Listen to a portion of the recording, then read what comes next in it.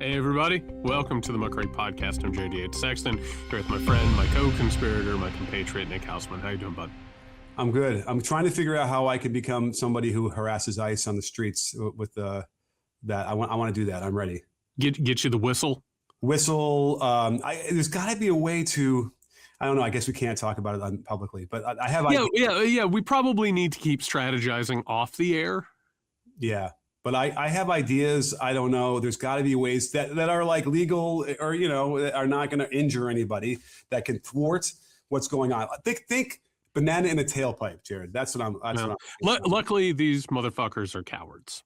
Yeah. And we're seeing a lot more evidence of that around the country. We will talk more about ICE and, of course, the aftermath of what happened in Minneapolis here in just a second.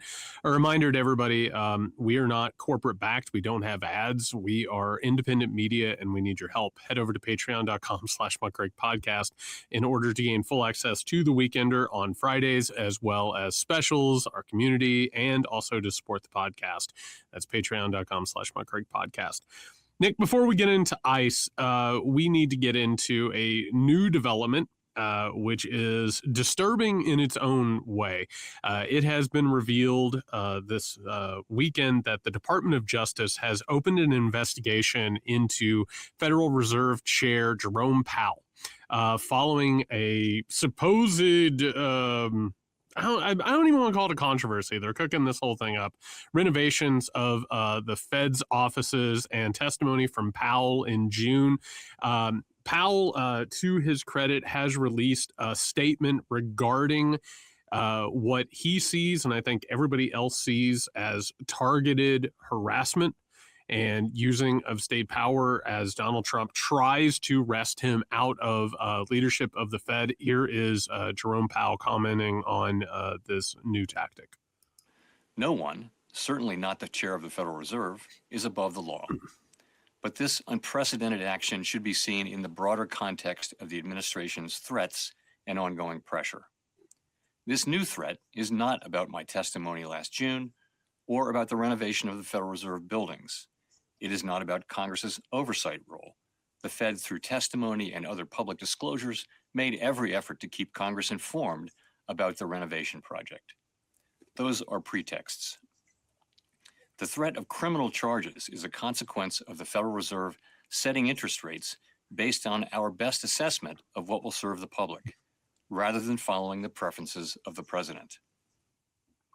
Nick, this is a new chapter in a ongoing saga of Donald Trump first wanting Jerome Powell to lower interest rates in order to sort of cook the economy a little bit to help him and his administration, and then eventually trying to get him to leave that position so that he can probably go ahead and appoint Kevin Hassett to the position, who will basically be in his pocket and do what he wants. Listen, I have no love lost for either the Federal Reserve or Jerome Powell, but this is another one of those instances where you kind of look at it and you go, oh, the president of the United States of America right now is not just a dictator, but is trying to control literally everything going on within the United States.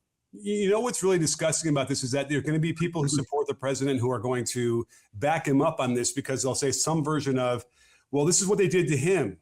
Right. Mm-hmm. All the lawsuits against Trump and all that lawfare they're calling it. Well, of course, he's right to be able to do it back to anybody else, which really makes it worse, because then they're kind of acknowledging that this is simply just a political thing that he's trying to do to punish people who are against him. Jerome Powell is a serious person. Whatever you want to agree or not, agree with him or not in terms of his policies, whatever, like, he's a serious person who, shepherds the economy the best way he sees and follows, in the very conventional sense, what we're supposed to be doing in terms of setting interest rates. So the idea that they're now going to try and do a criminal investigation with this in particular, there's a lot of reasons why the cost overruns went, and it has nothing to do with Jerome Powell. I'm going to go on the limb, Jerry. You ready? I'm going to go out on a limb. I'm going to say that Jerome Powell did not pocket any money via fraud from the budget overruns of the renovation of his building. Yeah, I'm going to go ahead and double down on that. If you can find a betting market, which it seems like everything now is actionable when it comes to that. To put this into context, and before we even get into the context, Nick, It's a nesting doll of authoritarian overreach. The President of the United States of America should not have any contact with the Department of Justice, and the President of the United States of America should not really have any contact with the chair of the Federal Reserve. So now the DOJ, which isn't supposed to do what the president wants them to do, is now going to go after the chair of the Federal Reserve. It harkens back to what was going on outside of Venezuela, which was, well, which missile strike against the people on a boat was actually illegal, the first one or the second one? And it just keeps compounding. The context here is pretty simple. The Federal Reserve controls interest rates, which they attempt to manipulate the market, which is always funny when you consider free market capitalism and it's actually controlled. But in order to deal with interest rates, however, they think will help the economy moving forward. The reason why interest rates have been raised is in order to try and stave off inflation. Donald Trump wants the economy to get goosed with basically no interest rates whatsoever. And also, just a reminder that Donald Trump is the puppet of a wealth and oligarchical class that, Nick, they benefited and became the wealth and oligarchical modern classes because of no interest rates. An era of free money in which all of them were successful because they just kept borrowing and borrowing and borrowing. And then weirdly enough, Nick, whenever they raised interest rates and the money wasn't free anymore, they weren't money geniuses anymore. So it is a back and forth. But the real story here, it's not just the overreach, but it's the fact that if he were to go ahead and lower interest rates, Powell and the people at the Reserve believe that it will lead to crushing inflation moving forward, which will hurt the economy and hurt Americans and hurt the nation as a whole. Trump doesn't care about that. The people around him don't care about that. They're more than happy to demolish the economy, which, by the way, even opening this investigation against Powell is hurting the markets. This is a smash and grab that has absolutely no long-term sort of like plan outside of consolidation of wealth and resources by the people who already have consolidated wealth and resources. I mean, for what it's worth, the Dow is pretty much where it was when it opened today, as we're recording this on a Monday. Just to kind of maybe further illustrate that it's all sort of manipulated, right? Well, it's manipulated, but they're doing the thing that they did with tariffs, which is, well, he's being wild right now, but I assume he'll bring it back in. Yeah, and hang on for one second, because I have another quote I want to share with you, a little soundbite on that one. Just to be clear on the interest rates, it's the short-term interest rates that they control. And if we're talking about mortgages and long-term interest rates, they don't necessarily have to fall in line with the short-term. Yep. And there can conceivably be an area where the market doesn't trust what Trump is doing, is not happy, and you'll still see long-term interest rates go up and cost a lot of people a lot of money in the housing department there because of that. And so, all of these things are contributing to a terrible economy. The only explanation you have is that Trump has so much debt still that he wants to refinance more of it on lower interest rates. That's the only thing you can really point to, and probably a bunch of his cronies are the same way. We could get those interest rates down just so they can pay less in their interest rates on their loans. But let me just share with this, because this is the lovely senator from Kansas. Did Jay Powell break the law and mislead or lie to the Senate Banking Committee? And you say? Well, Maria, we'll let the system play through here. I think there's other issues that we should be focused on. I think this is the president throwing out one more, maybe he's even almost trolling here as well. You hear that? He's almost trolling. He's almost trolling. He's doing. Which is maybe true. Like, let's just announce the investigation. We'll kind of smear him a little bit more and make it life harder. I don't know. Do you think that there's going to be criminal charges formally filed against Powell? I don't know. I really don't. I don't know if there are or they're not. I mean, Trump could announce that he's firing Jerome Powell and push Congress and everybody to act within the next couple of days, which, you know, can't really do. But I could see it happening. I could see them bringing charges. I could see at this point where we are in this process, Nick, like I could literally see anything happening. That's sort of the chaos zone that we're in at this point. Yeah. And, and then who did he try to fire off the board? I mean, if you look at the pictures, just look at the pictures of the people that are on the board of the Fed. Yeah. One thing stands out about the person that he's trying to fire, right, and get rid of and smear as well. So the whole thing continues to play into this nationalist, new order that they're trying to form, or I guess return to an order that they used to be here. And I just don't, the guardrails aren't there. They really aren't. The Department of Justice is in charge of making sure people behave and follow the law. Well, they're in his pocket as well. I don't think anybody could have figured that a president could have control over both the DOJ and the SCOTUS. Like, this is a hat trick here. It's truly something. And then there's the question. I mean, when I look at stories like this, and it's kind of interesting, actually. It's like looking in a tree where you can sort of see where the rings are and you can sort of track how old it is and the periods that it's gone through. It's really interesting every now and then to revert almost to your factory settings of how things used to be.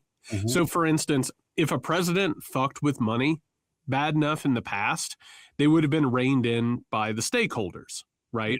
Who wanted to make sure that the so-called golden goose was going to continue. But now we're in this new territory where maybe fucking with the golden goose and driving the thing into the ground is what the moneyed shareholders want, right? Because they're able, again, to liquidate and then consolidate and sort of bring in, more resources and more wealth.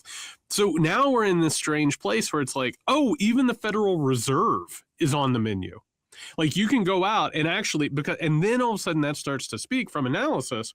They don't want controlled economy in even a body that isn't democratic. They want it to be controlled by them, which is why they have all of these markets that they can pump and dump, all of these markets that they can manipulate.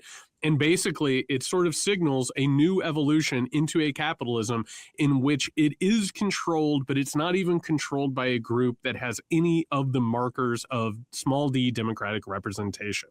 Mm-hmm. Yeah. And by the way you look at it, if you're a really wealthy person who's diversified in the market, is a crash is not a crash to them. It is a buying spree. It's an opportunity. Sale. It's a big sale. Yeah. And I can guarantee you, if their portfolios go down 20, 25%, and the portfolios are probably, tens and hundreds of millions of dollars, what's the big deal when they know that once it crashes and they get in and they can buy all these other things so much cheaper, they'll double their money within a year or two. And that's a much, worthwhile investment. Meanwhile, right, everybody else, the hundreds of millions of people in the country who don't have that situation are the ones who end up paying for it for the rest of their lives, right? End up being indentured servants under the weight of whatever mortgage you might be under, or whatever, even if you're just renting, any of those things, as the economy is much slower to respond to them, causes people to end up having to make life-changing decisions that they'll never get out of. And that is the horrible reality. It's what you just expressed alludes to, I think, one of the larger secrets about why we are in a time of ascendant fascism that a lot of people don't like to sit with. There used to be a veneer within the United States of America that, there was a wealth class, right? There were people who were living better than the rest of us. But then that was almost like stratified air. Those people were doing their own things. They were at least paying taxes. They were at least opening up art museums. And, investing in a school at Harvard, right? They were at least sort of paying it forward, so to speak. And some of them would serve in government. And underneath that rarefied air, the rest of us were trying to sort of save money. We were trying to just get a house and a car and have a family and have a job that we went to. And then when we turned, 65 years old, they gave us a watch and then we went and rested. Right. Mm-hmm. And that idea of that stable capitalism, it never existed. It was always hiding this turbulent winner takes all game that eventually, when it reached the point of winner takes all and the game got exposed, it's 2008. Right. All of these things, subprime mortgages, whatever it is that are hidden underneath the system, those things come to the forefront. And you're like, oh, this didn't work the way that I thought it would. And then, like we were talking about, the ultra wealthy in the rarefied air, they consolidate and then bring together as many assets as they possibly can during the fire sale. Now we know that isn't true. And now the people in that rarefied air, there's fewer of them, but they are now wrestling for more and more control. They don't want anything to do with representative democracy. They don't want anything to do with even the veneer of people being okay. The only thing that they want is to continue to consume and consolidate. And the appearance of all the other shit, it's completely, it doesn't matter to them whatsoever. It makes you wonder if we should have some pause about having somebody who's in that class in the White House. It probably isn't a great idea in these time periods. Right. And I'm kind of going back to try and think, because, whatever value Trump has of his assets, whatever, he's in that air, right? He's in the billion, whatever, half a billion. I don't think we had a president before. Remind me if we had one who's been in the 0.1% of a wealth class. No, we've had wealthy. I mean, actually, the in terms of like shifting things around, the closest thing that you can think of is George Washington, who was arguably the wealthiest man in the United States of America, which is why this captured system started off with him, right? Not just that he was a general, but the fact he was the wealthiest. And it's really weird if you look back at the history. Like 2008, the collapse, you've got George W. Bush in charge, and Bush comes from old money. He comes from like the smugglers and the oil and petroleum family and all of that, CIA money, whatever it is. But he's still not a billionaire, right? Yeah, right. I mean, yeah, I guess not. Yeah. No, I mean, I imagine that George W. Bush is worth millions of dollars. He's not a billionaire. Right. And so he's still part, and that split from what used to be called the wealth class, which are the people who, the Kochs, the Mark Cubans of the world, right? Like those people are part of like a different class than the tech oligarchs. I would say Cubans probably very on the edge of those things, but now you have a group of people. It's almost like Neanderthals meeting Homo sapiens. It's like the next evolution from the wealth class into the oligarchs. They don't want things to be stable. They want to break things and then create something of their own. They don't want a Fed Reserve that's going to do what it wants to do. Right. But meanwhile, everybody could benefit. You could have a system that helps, people who are that wealthy can continue to make the money they want to make, while we have a middle class as well. I mean, we've had moments of that. It kind of reminded me when you said it never really existed. The American dream, I think, is what you were describing, right? Like the house and working up and making more money over time, all those different things, which again, the veneer of stability under the American dream didn't exist. Okay, right. And certainly it doesn't now. I mean, if you're aware of what's going on, anybody who's like graduating college right now, right, has to probably be one of the worst markets you can imagine to have to try and get into. It sounds like, from in this anecdotally from what I'm talking about from my family. But it's just to go off that for 1 second. I was watching the movie Friday the 13th not too long ago, and it takes place in a small town USA, right? It's somewhere maybe Illinois, maybe is that where it is, Illinois, and Crystal Lake perhaps. And if you look carefully, I don't know if you do this, Jared, but whenever I watch movies, I'm always like looking in the background at the people in the background, at the streets, whatever. You could already see, this is released in 1980, filmed in 79 probably. Yep. This is a small town. The infrastructure is completely devastated. It's just falling apart, everything, the houses, the streets, whatever. And that was in 79, which wouldn't have been that long ago, long after, like when you would imagine the country was prosperous and these small towns were. But that's when neoliberalism started to come into focus, because the infinite growth had stalled. Mm-hmm. And you end up with stagflation. And then there's like no ability for America to keep expanding. It has to contract, and austerity has to come. Right. And it didn't stall in 1977. Or 75. Like I'm sensing that you look around, you realize in 1980, oh my God, look at what's going on. Like it happened overnight, but you realize this had been creeping for decades up until that point. So yeah, there was this moment where we can point to post World War II, I suppose, where, middle class people were prosperous, but it takes a while till you start seeing it, in the infrastructure. Right. Even though, and then it seems like it's overnight, but it really had been doing that for a long, long time and being neglected. And that's all these things are part of it, which is why it's just frightening that it's taken so long to do anything about it. And what needs to happen now? They have to liquidate the middle class. Yeah. Right? They have to take what those people have because in order to expand their wealth and become trillionaires and to move into the next level of wealth and control. That is why things like the Federal Reserve have to go away. Like maybe they'll still exist in name, but they have to become manipulatable. They don't actually want even the veneer of stability. That's the issue here. Right. But in the best of times, right, in theory, the Fed is not a bad idea. Well, I mean, if you're going to have capitalism. Yeah. And I would argue that you don't need to have capitalism. Okay. But if you're going to argue that capitalism needs to exist, then you have to have something. Yeah. You have to have some regulations. You have to have something around that is going to make sure that this thing, and Nick, history shows us it's booms and busts. It's just one after another. And if you don't do something to sort of straighten it out, that plane is going to dive into the ground. I think I have an analogy that will encapsulate how you feel. So the Fed is to the economy as the UN is to geopolitics. Yep, and there's a reason why the UN is where it's at. Right? It's interesting. You got to have something, right? You know, if you're going to you got to have something. But if you're just going to say, well, it's not going to really do this, or it's not really going to do that, or we're not really going to have this, eventually at some point or another, you come for it. Yeah. Well, and there is I got to say, Powell and the other people around him, this old guard, they helped create this modern oligarchical fascist class. And it's much like we used to talk about Mitch McConnell like this. Right? What was Mitch McConnell thinking as Donald Trump was coming around? And they had to look at it and say, oh my God, I birthed this.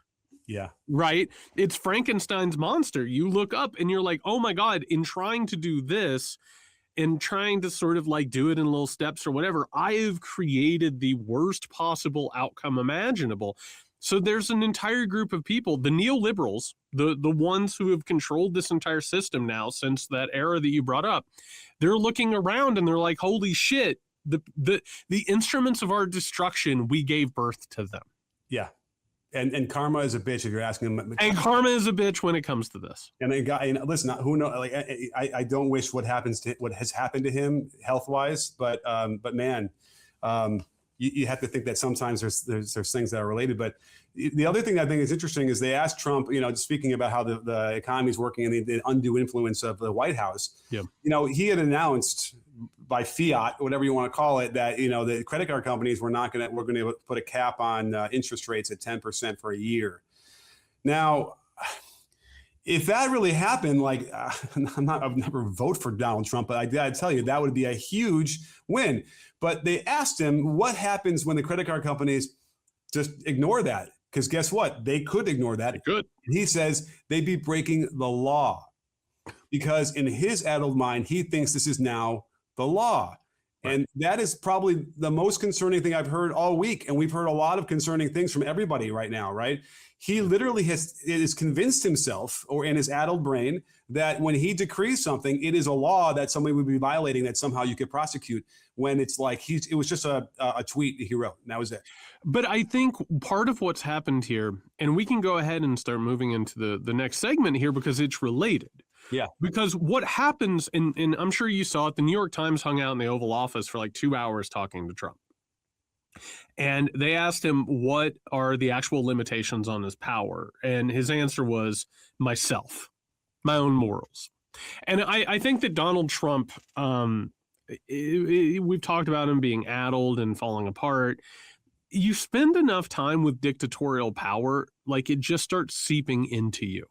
Like Donald Trump talks about how he wants free and fair elections. He doesn't want elections, right? He talks about wanting to defend the law and going after criminals. Like, he has lived criminally for so long that he has essentially started seeing the world through a dictatorial lens. And this is what happens. This is how they don't wake up one day and they're like, oh, I'm now going to be a 1920s silent film villain. Right. Or I'm going to twirl my handlebar mustache and, tie women down to railroad tracks. Yeah. And eventually at some point you arrive at this place. And we talked about it on the Weekender on Friday. We talked about what happened in Minneapolis. Immediately after it, Nick, a couple was shot in Portland, Oregon. There was more violence that took place in Minneapolis. We saw ICE going door to door, shutting down entire streets and going door to door, knocking on doors, demanding papers, you name it. Meanwhile, Kristi Noem gave a press conference in New York City the other day with the slogan, one of ours, all of yours, on the podium, which is a bastardized restatement of Spanish fascist propaganda and ideology, Nazi ideology, particularly in taking care of the ghettos, where they had hoarded all these people together and sort of kept them, under watchful eye. Nick, they have escalated the dictatorial nature of this thing, and they do it every single day. But what has happened since the murder of René Nicole Good? They have escalated the dictatorial rhetoric and action with every passing day, and it has just multiplied. And it's worth noting that the U.S. Department of Labor, who in front of their building had put up Nazi-style propaganda flags, right, with Trump's visage on it, also released. It has to be coordinated, right? Like these things are all, and I'm sure the social media stuff is coordinated now. They did one where it says one homeland, one people, one heritage, and then new space. Remember who you are, comma, American, with a little 11-second video. And it's all really quickly cut with George Washington in the foreground. And you're looking at like the imagery is problematic. Yeah. I would say. Right, because you have to. I'm freeze framing it to see, like, gosh, who's the painter? Rockwell, like these Rockwell-esque paintings of these white families with the 2 kids in the yard and the whole thing. Yep. This is what they want to go back to. And correct me if I'm wrong. I'm actually an art major. We never studied Rockwell, and somehow it eluded me. He paints all those, and it's ironic, right? I don't know if it's ironic. I don't think so. I think it's earnest. It's earnestly just portraying the American. I believe so. I've never heard anybody call Norman Rockwell ironic. That's interesting. Okay. I kind of thought that maybe there was a bit of that where he's like trying to point it out to you that it's, this is how. Yeah, I've never heard that. That is though, Nick, and as an art major, I don't know how much time you spent looking at fascist art. Fascist art begins with futurism, this like a bunch of like sort of experimental, art that focuses on speed. But eventually, whenever power is consolidated around the fascists and around the Nazis, it all begins to focus on white supremacist propaganda. But it shows a supposed utopia. It shows like, and it's really weird, Nick. I've been, for years now, I've been studying the radicalization of younger people and how people get brought over into neo-fascism. Like it's actually based on nostalgia. It's based around like we used to drink from hoses. We would play all day and it was safe. And for some of them, it's watching Saturday morning cartoons. Like it's basically an escape into childhood. And in order to have a world, the argument that the fascists are making at this point is that if you allow people like René Nicole Good, if you allow people that you don't know to be killed and murdered and abused and thrown into concentration camps, we will deliver to you basically your childhood.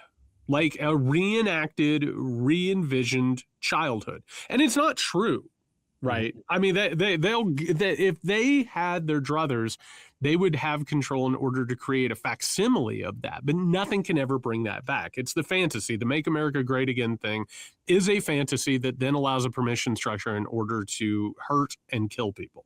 I got a couple questions for you specifically, Jared. Would you want to relive your childhood?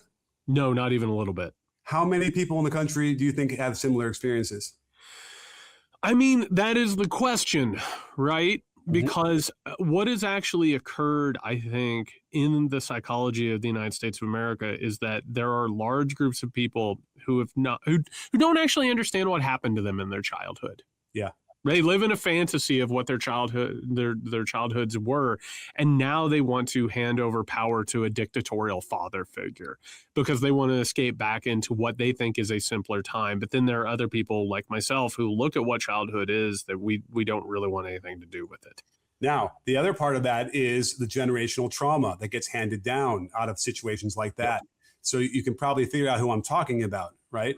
Because now we have this person in the White House who, and again, I hate to say it like this, and people in my family get upset when I do, because clearly someone like Donald Trump had an abusive relationship with. We know he did. And so, you worry that it's like, well, it's giving him an excuse now to behave the way he is. And there's a whole lot of other reasons, but it's the other reason why we need to be aware of these things. And so if somebody hasn't been able to deal with this properly in a professional way, generally, they really shouldn't be in a position of power like this. And we needed to be able to recognize this a little bit way ahead of time. Well, and you look at it, Nick, And that's the basis of this thing, is that we are essentially in a period of time in which the levers of power, like, you do not become a billionaire in this country without hurting people. You can't. There's no possible way. I would make an argument that you can't become a millionaire in this country without having hurt somebody, but that could be an argument for inflation or whatever. You can't become a billionaire in this country without hurting somebody. As a result, they've taken over the levers of power. So we have state power that is being directed by people who have shown the ability to hurt others, right? And a willingness to do it. And what are they doing now? They're now employing tens of thousands of people who are prepared to shoot people, who are prepared to kill people. And Nick, I just want to, because we're scaffolding stuff, how long have we talked about MAGA adherents and followers who have fantasized about violence? How long have we talked about that? The whole time. The entire time that we've talked about it on the show. And everyone says, oh, they're just full of shit. They don't actually want to hurt people. Yeah, they're just collecting guns. They don't actually want. Now they're being employed to hurt people, right? So what's happening, going back to what we talked about, they are being given their fantasy, which is that they can go into a Minneapolis, Minnesota, and shoot someone and not have any consequences for it. So they have prepared tens of thousands, if not millions of people to carry out violence, and they're now giving them a legal structure and legal cover to do it. So it's actually taking advantage of that radicalization. And I would make the argument, I published an article, we're recording this on Monday, January 12th. I just published an article today. We're in the middle of the Second American Civil War. Mm-hmm. And we have been for a while. I mean, lost in the whole thing with Walz when he spoke after Nicole Good was shot, he basically intimated to some degree that, like, he might have to use the National Guard to go up against ICE. And if you remember that, we talked about this. We're going to have a moment sooner than later where you'll have a local law enforcement having to, have to make a decision. Are they going to confront a federal law enforcement agency? Can I just say very quickly, because what you're bringing up is exactly right, Nick. Minneapolis, the Minneapolis Police Department. I'm not so old that I have forgotten that is the police department that killed George Floyd. Mm-hmm. Fair? Yeah. Okay. And by the way, what was the calling in 2020? Defund the police. Yeah. Reform these people. They're out of control. What are we doing now? We're saying, oh, I hope these people will protect us against this worse police. Yeah. How crazy is that? And that's authoritarian creep. Yeah. That's what we keep trying to talk about, Nick, which is if things don't get fixed, it's going to continue to get worse. And you're going to continue to say, oh, I hope these people will help us. It's what we keep talking about with Amy Coney Barrett. Oh, God, I hope Amy Coney Barrett as the swing vote will make sure that all of our rights aren't taken away. Mm-hmm. It's the creep that keeps going on. And you're right. The hope for most people at this point is at some point the police department that murdered George Floyd in cold blood will save us from the worst police that is now trying to knock in the doors. Yeah. And I was just talking with somebody who lives in Minneapolis and was there this whole time until today. They're terrorizing this city. They have ramped up the ICE presence. They're everywhere. They're ripping citizens out of the places, like out of Targets, and then dropping them off after beating them up. I don't understand why there aren't myriads of lawsuits right now, even if it's civil suits for violating their rights. It's like it's so ridiculous, and it's part of the deal. Like this is what they want to have happen. The Atlantic has a good article that came out, and they discuss a little bit about the training, because I'm kind of curious. We haven't really delved in too much. We've mentioned, who are ICE? It's the Proud Boys, right? It's the people like that who are relishing this role, and we keep seeing the evidence of that every time we see a video about them. Do you know how many days they train for? They train for 47 days. Why 47? Because Donald Trump is the 47th president of the United States of America. Yeah, this is how ridiculous and how adult. They don't take it seriously beyond their ability to multiply force. That's it. And they're not. It was cosplay before when they were in the Proud Boys. Now they're not even trained seriously anyway. Here in this article, they discuss how they just seem bewildered by the most basic procedures that they're supposed to know backwards and forwards if they're going to be in this position. That's what's so scary about it. And I think that's the important part. That's what they want. They also film everything. And not only for propaganda purposes, because they're creating these things that are more more recruitment videos for more Proud Boys, but they're also filming everything so that they can scan your face, have the databases that Palantir has already put together, and with what Doge did to combine databases. This is where, I mean, that is also a thing. I can't believe we haven't had a whistleblower yet come out and kind of illustrate what's going on with any kind of veracity, because there isn't much other explanation for this, right? Well, I would make the argument that we haven't had a whistleblower because the people who are still involved in tech at this point are the people who are the ones who are constructing these things. Yeah. Like over the years, you've had to make decisions about whether or not you want to develop surveillance tech for oppression, right? Yeah. And what you brought up in terms of training, yes, they like anybody should be trained more than that. But I am tired of arguing about whether or not training is the right thing or not. Like, I don't think I should be given more money or more training. I think that they not only need to be disbanded and abolished, the people who have been involved in this, and this is the most conservative opinion you can have, that they should go to jail for their crimes. Yeah. And in a society that is being attacked, the people like ICE who survive an uprising among the population, they should consider themselves lucky if they end up in jail. Yeah. That's where we're heading. To do that. Right. So it's not even about training. It's about the fact that we again have and I talked about it whenever the bill passed, the big, beautiful bill, that they had created a recruitment tool and basically a secret army that is ideologically and financially loyal to Donald Trump. Mm-hmm. It not only needs to be abolished, the Department of Homeland Security needs to be abolished, and everybody involved in it needs to go to jail. And that is the best case scenario for them. Yeah. Now, let's just get a couple of minutes or a minute about the Nicole Good shooting. Jonathan Ross, since we last recorded, they released who this person was who shot her. Yep. And, it turns out he was dragged by a car in June, 100 yards, I think.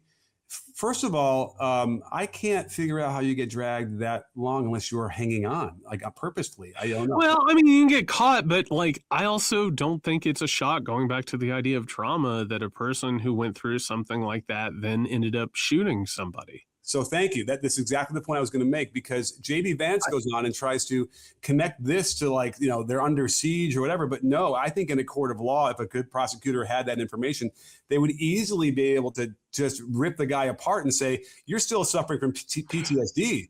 And that, by the way, is a failure not just of ICE, but that's a failure of society. When you look at law enforcement, when you look at these sort of oppressive bodies, they recruit for people who have gone through these things and have metastasized what they've gone through into violence outwards. Mm-hmm. There's a reason why there are so many law enforcement officials, who have been arrested for domestic abuse. That is the issue, is that our institutions have always been towards the prioritization of maintaining security for capital and for property.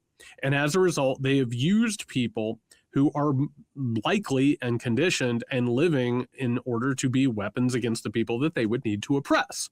So our systems are inherently invalid, and no amount of training, no amount of investment, no amount of culture shifts is going to fix that. You have to change the structures, or else you're going to continue to get the exact same result over and over and over again. Right. But that's the problem, is they're not looking to fix or change or whatever you're describing. They want these incidents to happen. They want these things. That's what's so horrible about all of this. That's why when he pulled his gun, and again, I've already talked about this, there is contact between the car and the guy from one angle, and it's blurry, whatever, but we've seen in the precedent in the past where when that, and I don't agree with this, but if there was contact like that, then it's open season. They could fire any shot they want to fire, right? That's what they're going to argue, right? And that's what they'll argue, and what they've already argued. Yes. Yeah. And I, by the way, there's more argument that should put them away anyway, right? Independent of that.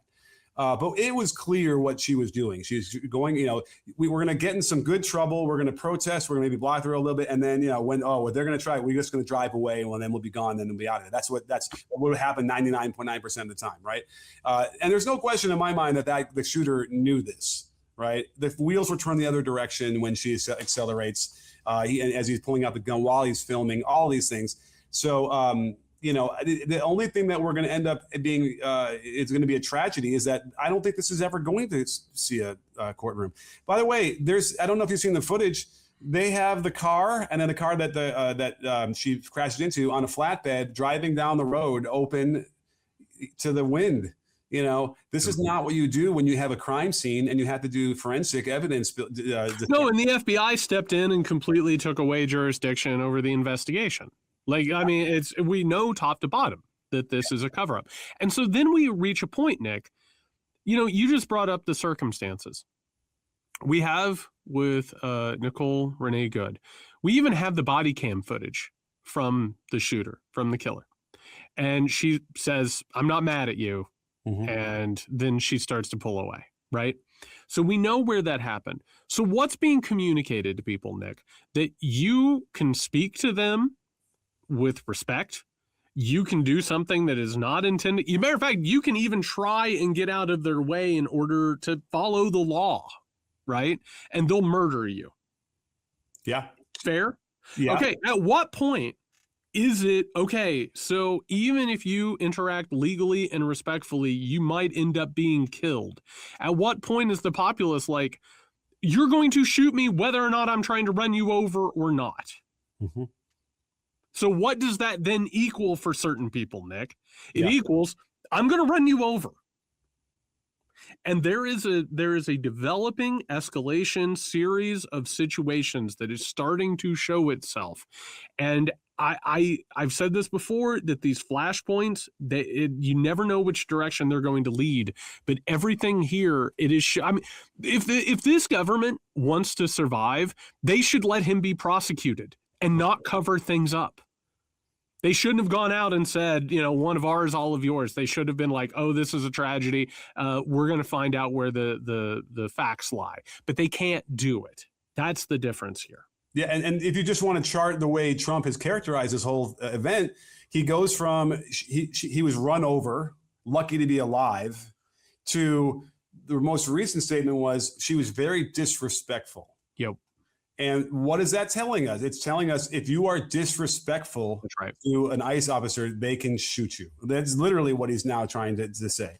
And Republicans have said you have a choice, which is respect law enforcement and keep your life, or don't and risk it. What would Nixon say? Nixon's government would have said, this is terrible. I'm so sorry that this happened. We're going to figure out what happened here. I mean, yeah. And they would probably cover it up. Don't get me wrong. They would probably cover it up. Yes. Yeah. They might not mean it, but they would say it, and they would, at least have some sort of measure of assurance as every other rational, sane person.